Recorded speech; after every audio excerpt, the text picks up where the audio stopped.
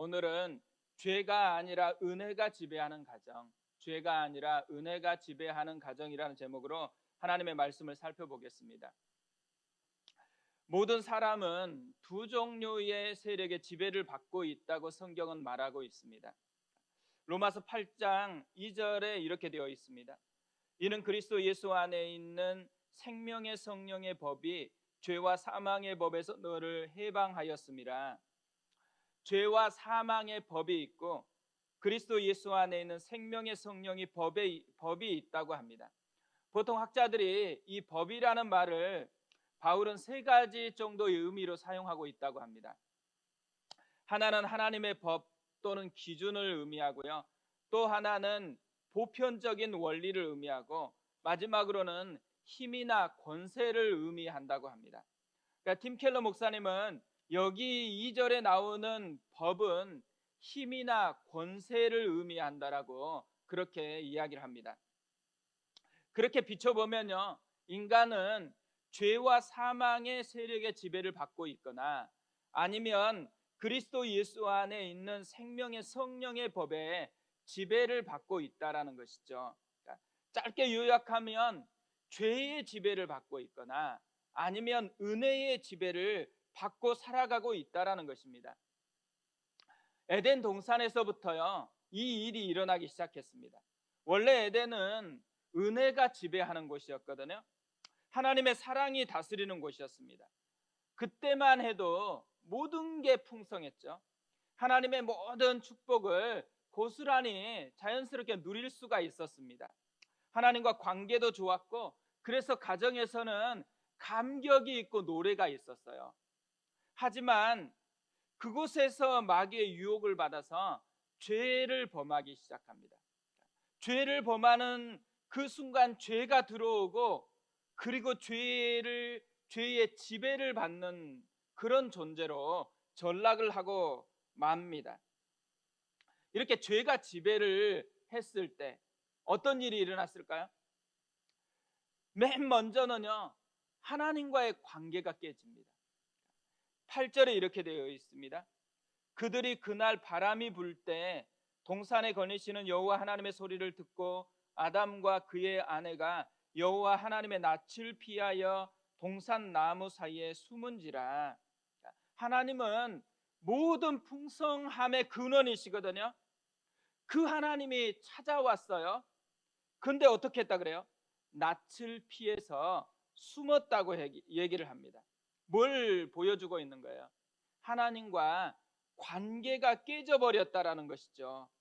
그뿐만이 아니에요. 죄가 지배하니까요, 두 번째로 강력하게 영향을 받는 곳이 나타나요. 그게 어딜까요? 가정이에요. 가정에 심각한 문제가 생기기 시작합니다. 원래 가정은 노래가 있고 감격이 있는 것으로 2장에서 마무리가 됐잖아요. 근데 한 장 차이거든요. 3장. 근데 죄가 지배를 하니까요, 가정이 완전히 달라졌습니다. 11절 12절을 보세요. 이르시되 누가 너의 벗었음을 내게 알렸느냐? 내가 네게 먹지 말라 명한 그 나무 열매를 네가 먹었느냐? 아담이 이르되 하나님이 주셔서 나와 함께 있게 하신 여자 그가 그 나무 열매를 내게 주므로 내가 먹었나이다. 하나님이 네가 죄를 범했냐 물었을 때 아담이 어떻게 대답하고 있어요? 이전까지만 해도 내 뼈 중에 뼈요 살 중에 살이라고 하나님이 주신 감격을 노래했던 그 입으로요, 그녀에게 책임을 전가하고 있어요. 하나님께서 주셔서 이렇게 됐다고 하나님 탓을 하고 있고, 또 나무 열매를 준 그녀 탓이다라고 그렇게 이야기를 하고 있습니다. 그뿐만 아니에요. 16절을 보면 또 다른 모습이 나옵니다. 새벽녘으로 보면 이렇게 되어 있어요. 여자에게는 이렇게 말씀하셨다. 내가 너에게 임신하는 고통을 크게 더할 것이니 너는 고통을 겪으며 자식을 낳을 것이다. 네가 남편을 지배하려고 해도 남편이 너를 다스릴 것이다. 우리는 이 여자에게 해당하는 심판 선언에서 주로 뭘 많이 기억하냐면 해산하는 이 출산하는 고통이 클 거다. 이것만 되게 많이 기억하는 것 같아요. 근데 그것보다 더 가슴 아픈 결과가 있다라는 거예요. 더 가슴 아픈 게 뭐예요? 서로 그렇게 사랑하고 감격했던 관계잖아요. 근데 그 관계가 어떻게 변해 버렸어요? 지배하고 다스리려고 싸우는 관계로 그렇게 바뀌어 버렸다라는 것입니다. 서로 만족을 못 하는 거예요. 그러다 보니까 가정에 감격이 있는 게 아니고 싸움이 있어요. 갈등이 있어요. 전쟁터가 되어 버렸다라는 것이죠. 그러니까 죄가 지배하니까 이 치명적인 영향이 가정 가운데 나타나고 있다라는 것을 보여주고 있습니다. 사실 죄를 범할 때요, 아담과 하와가 싸운 게 아니에요.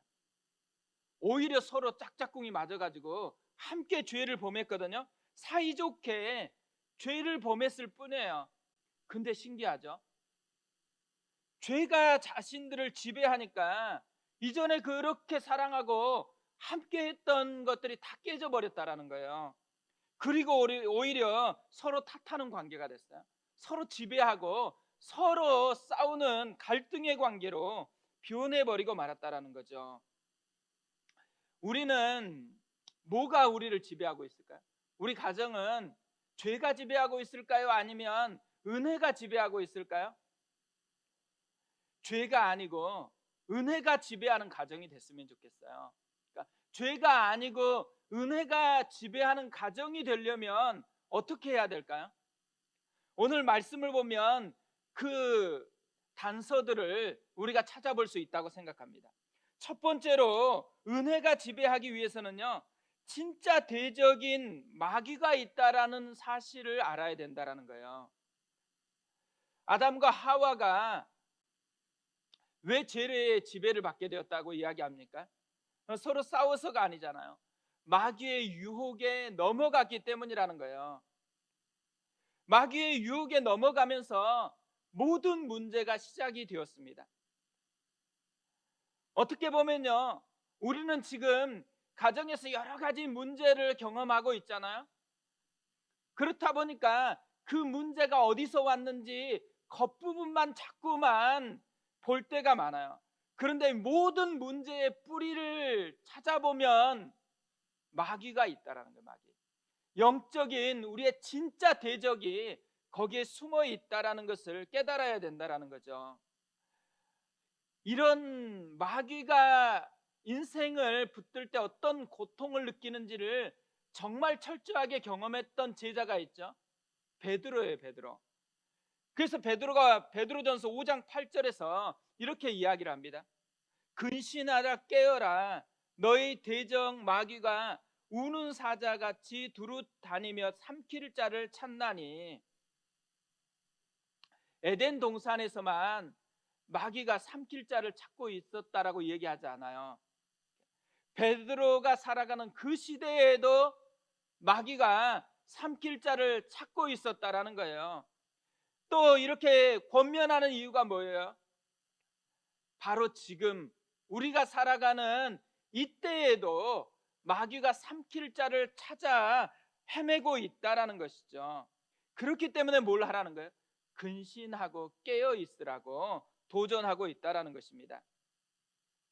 어떻게 보면 가정의 문제를 바라볼 때요, 이 마귀가 끊임없이 삼킬 자를 찾고 있는 현장이다라는 것을 느끼지 않으면 우리가 가정의 문제의 핵심을 놓쳐버릴 수가 있다라는 거죠. 워룸이라는 기독교 영화가 있거든요. 가정의 문제를 기도로 어떻게 대할 것인지를 정말 잘 보여주고 있는 정말 좋은 영화라고 생각이 되어집니다. 한번 보셨던 분들도 한번 다시 보셨으면 좋겠어요. 저도 어제 또 봤거든요. 보면서 되게 도전이 되더라고요. 남편 때문에 스트레스를 받아가지고요, 이 하소연을 할머니에게 해요. 근데 이 할머니가 멘토가 되어가지고 잘 코칭을 해주거든요. 근데 이 할머니가 남편에 대해서 막 하소연하니까 잘라내고 이렇게 이야기를 하는 거예요. 하나님은 훌륭한 피고 측 변호인이에요. 그분에게 맡겨요. 그리고 나서 초점을 진짜 적에게 돌리는 거예요. 숨어 있기를 원하는 척, 당신을 방해하려는 척, 당신을 속이고 주님과 남편에게서 떼어놓으려는 적이요. 그가 일하는 방식이 그래요. 당신의 믿음을 죽이고 가족을 파괴하려고 해요. 싸워야 할 때예요. 진짜 적과 싸워야 할 때예요. 저는 오늘 말씀이 이렇게 얘기하고 있다고 생각해요. 오늘 말씀을 통해서 이 할머니처럼 우리에게 하나님의 성령께서 말씀하고 있다고 생각합니다. 우리가 가지고 있는 문제가 뭐냐면요, 대부분 눈에 보이는 그거에 너무 빼앗겨 있다라는 거예요. 그리고는 진짜 적을 못 봐요. 그러다 보니까 우군과 싸우는 거예요. 남편하고 싸우고 아이들과 싸워요. 남편과 아이가 적인가요? 사실은 우군이에요. 근데 누구에게 조종을 받고 있기 때문에 적처럼 보이는 거예요. 진짜 적인 마귀에게 지배를 받고 있으니까 그런 적처럼 행동하는 모습이 드러날 뿐이라는 거죠. 그러니까 우리가 진짜 적을 상대하지 않으면 엉뚱하게 우군만 상대해서 오히려 가정을 파괴해버리는, 가정을 전쟁터로 만들어버리는 그런 일만 경험하게 되어진다라는 것이죠. 우리 가운데요, 자꾸 문제를 접하면 죄가 또 마귀가 우리를 지배할 때 드러난 뚜렷한 특징 하나가 있어요. 탓하는 거예요. 탓하는 거. 아담처럼, 하와처럼 책임을 전가하는 그 일이 일어난다라는 거죠. 그러니까 우리 마음에 누군가에게 탓하는 원망이 생긴다. 남편에 대한 원망이 생기거나 아내에 대한 원망이 생기거나 아이들에 대한 원망이 생기거나 엄마나 아빠에 대한 원망이 생긴다. 그럼 뭘 해야 돼요? 영적인 엑스레이를 찍어봐야 돼요. 왜 탓하는지.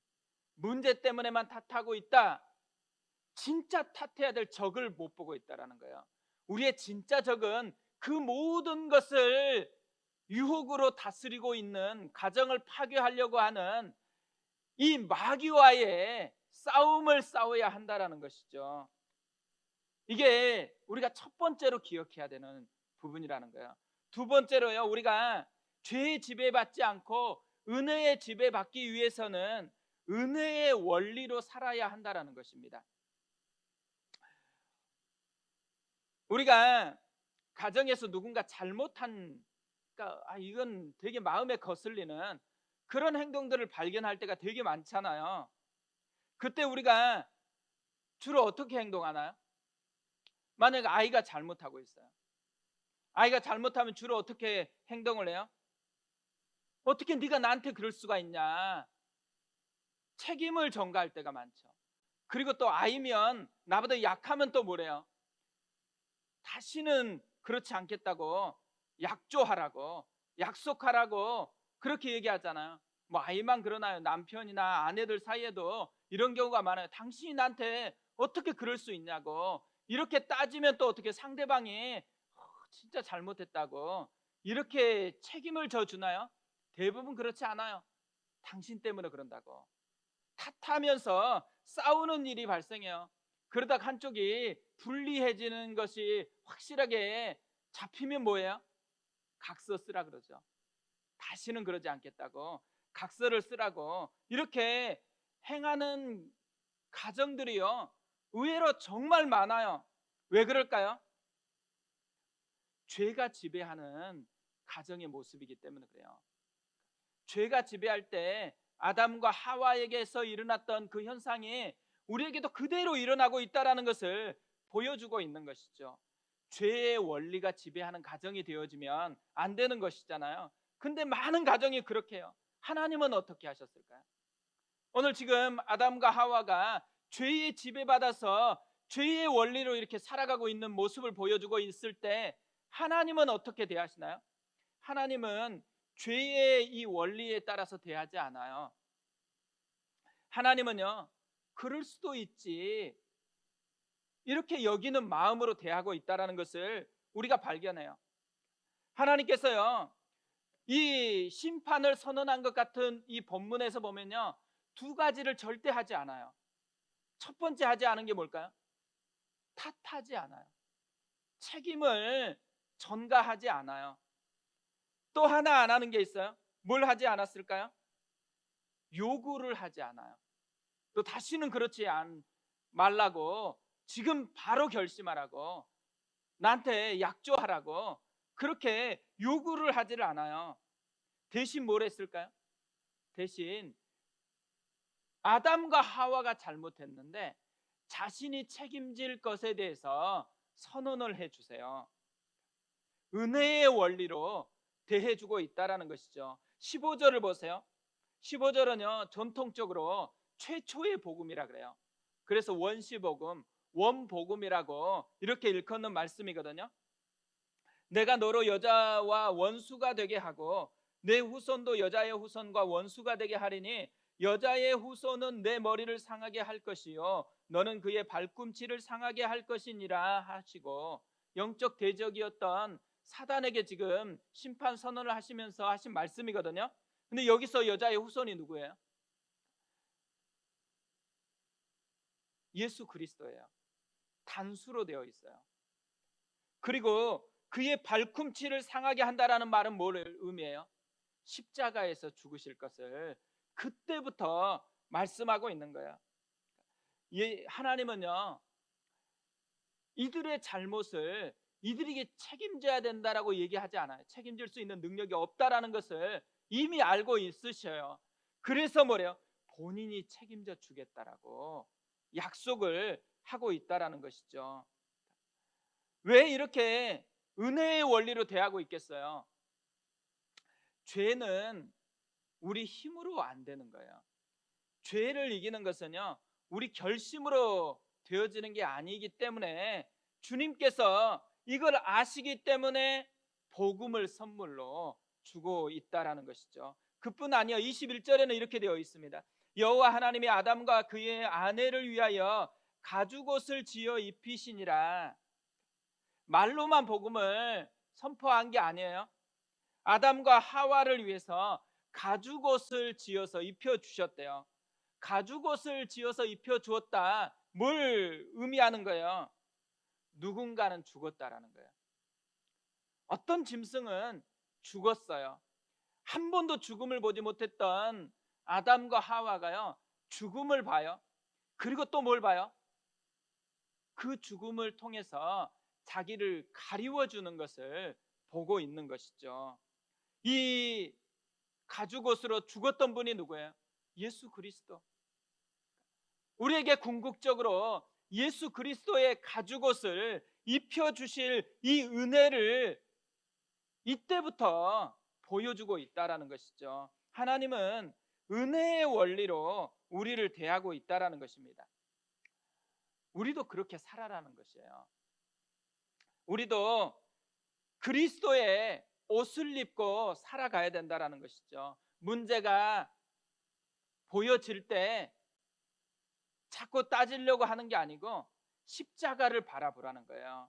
십자가를 통해서 자기를 바라보고, 십자가를 통해서 그 문제를 겪고 있는 그 사람을 바라보라는 거예요. 남편이든 아내든 자녀든 십자가를 통해서 그를 바라보기 시작할 때, 그때 비로소 죄에서 벗어나서 해방이 되어지는 은혜를 경험할 수가 있기 때문에 그런 것이죠. 그런데 가죽옷을 입혀주었잖아요. 가죽옷을 입혀주는 데는 무슨 의미를 담고 있겠어요? 가죽옷은요, 계속 피부로 느낄 수 있는 거예요. 우리가 옷을 입으면 그 옷이 계속 피부로 느껴지는 것이잖아요. 한번 아는 것으로 끝마치면 안 된다라는 거예요. 매 순간마다 이 가죽옷의 은혜를 기억하면서 살아가야 된다라는 것이죠.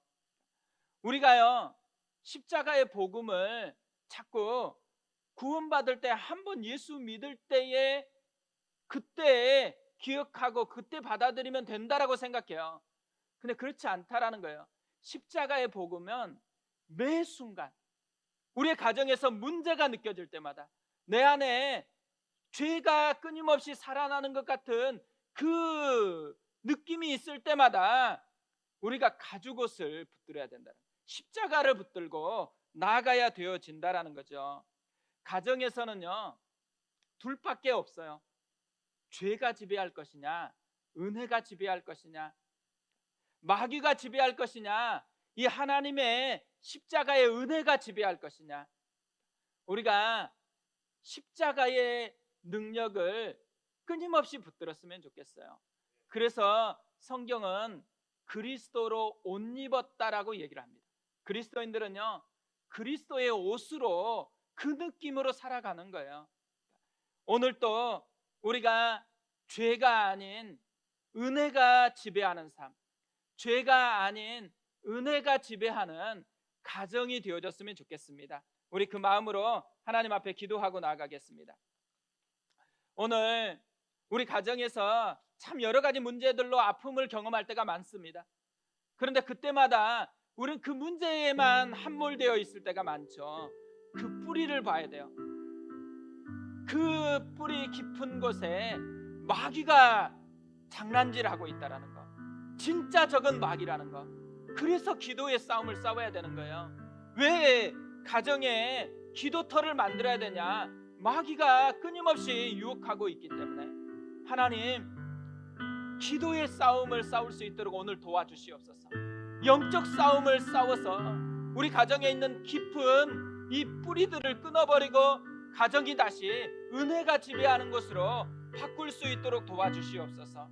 하나님, 우리가 주님께서 행하셨던 것처럼 은혜의 원리로 가정을 대할 수 있도록, 가족들을 대할 수 있도록, 그래서 가정 안에 십자가의 은혜가 살아있고 가정 안에 가죽옷의 은혜가 풍성하게 배어나오는 그런 가정 되게 도와주시옵소서. 우리 같이 한번 기도하겠습니다.